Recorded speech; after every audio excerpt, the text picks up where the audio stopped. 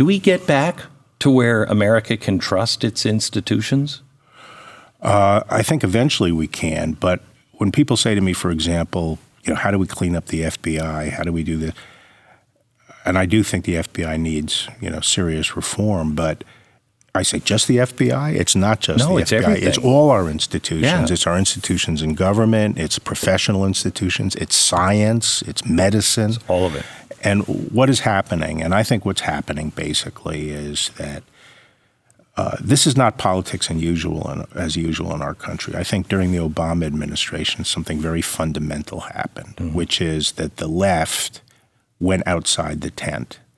They are now no longer sort of playing on the right-left political spectrum that's part of liberal democracy. They're not under the liberal democratic tent.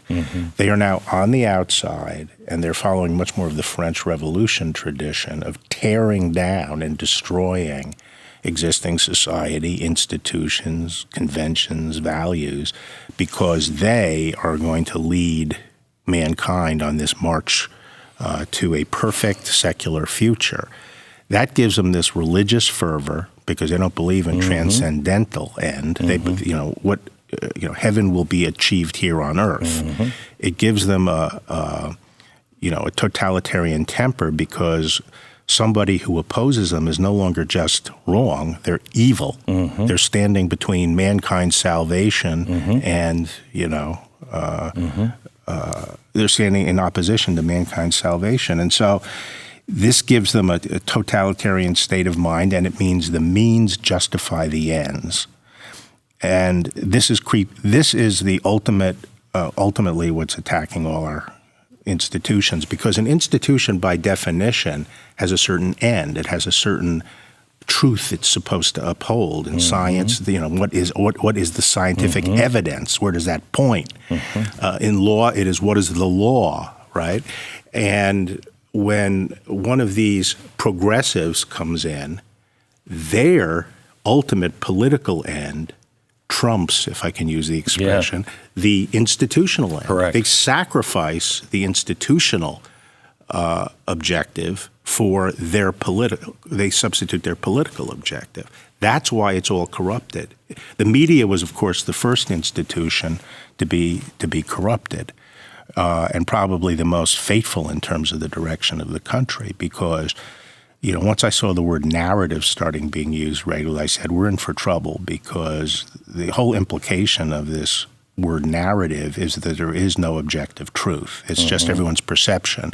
And my story that I want to tell is as good as your story that you want to tell. And there's no way to differentiate except sheer power. Right. And so journalists are no longer interested in the truth. They have a narrative, and the narrative is sort of prefabricated in the case of the political differences in our country, and no matter what you say or do, they're going to come in with their narrative. That's a corruption of the press. And I think the press, I've done this for 45 years, so the press is had their own agenda, and they would come in and do a story. Generally, they might have an answer that they were going for before they asked the question, but it wasn't something to be proud of, and it was something that everyone would deny. Right. Now this is the way. Yeah,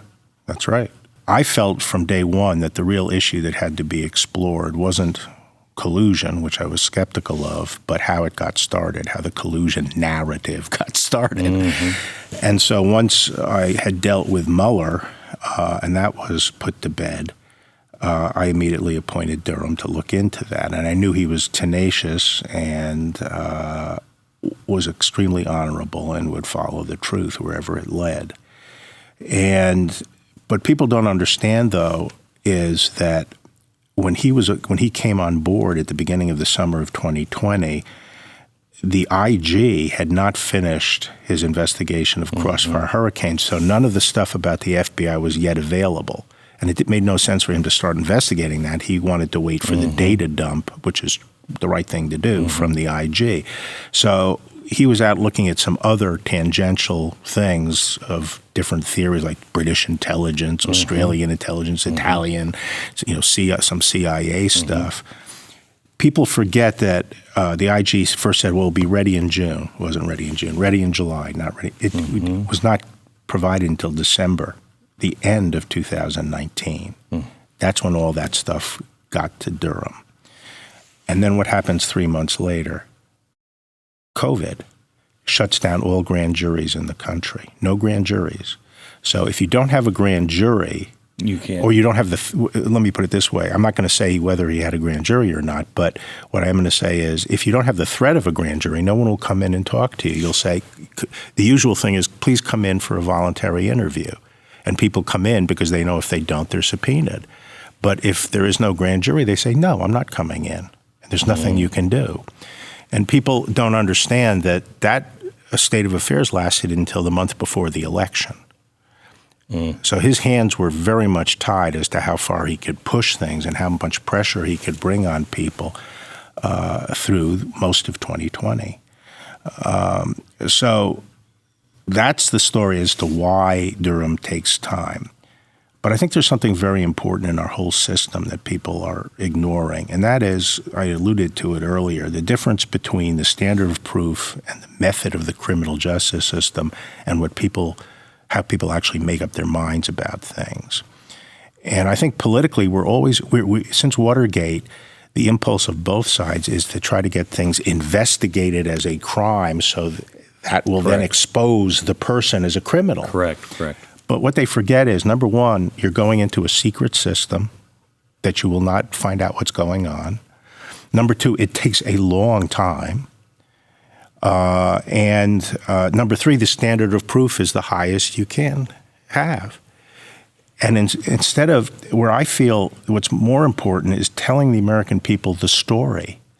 If the facts about, for example, Hunter Biden had gotten out in public, putting aside whether he was criminally liable, people would have immediately seen what's what. They can understand what's going on. It was a scuzzy, shameful behavior.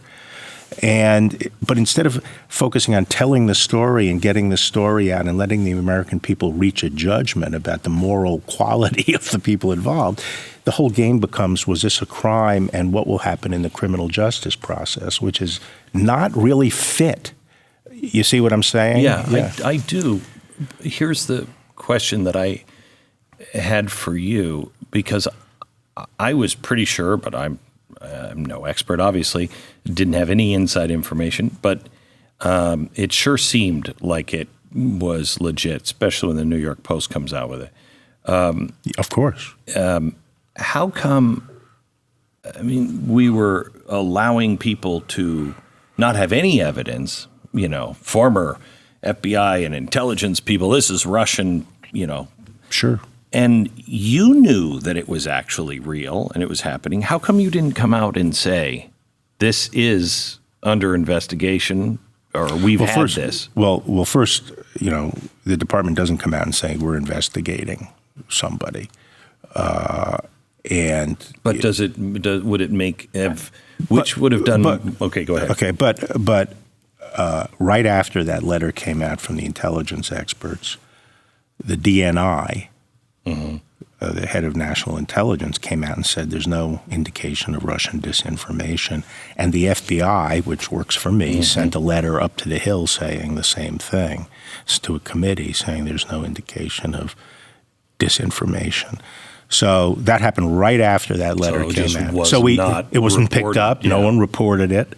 The president's cheerleaders out there didn't call attention to it.